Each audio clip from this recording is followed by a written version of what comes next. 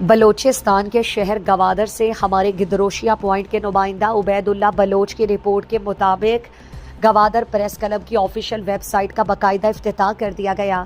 افتتاح کے بعد بلوچستان کا پہلا پریس کلب بن گیا، جس کا افتتاح ڈپٹی کمشنر گوادر حمود الرحمان رانجھا نے کیا۔ اس موقع پر گوادر پریس کلب کے صدر اسماعیل عمر نے خطاب میں کہا کہ گوادر پریس کلب کی آفیشیل ویب سائٹ کی افتتاح کا مقصد گوادر اور گوادر سے متعلق لوکل ایشوز حکام بالا تک پہنچانے میں مدد ملے گی اور اس میں گوادر اور شہریوں کے مسائل حکام بالا تک پہنچائے جائیں گے۔ انہوں نے کہا کہ آج کی دنیا ڈیجیٹل لائز ہے۔ ان کا کہنا تھا کہ آفیشیل ویب سائٹ کے افتتاح کے بعد گوادر پریس کلب بلوچستان کا پہلا ڈیجیٹل لائز پریس کلب بن گیا، جس کا باقاعدہ ویب سائٹ بن گیا ہے۔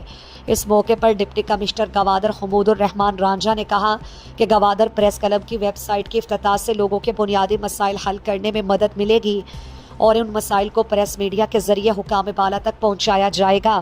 انہوں نے کہا کہ وہ گوادر پریس کلب کے صحافیوں کو درپیش مسائل حل کرانے کی کوشش کریں گے۔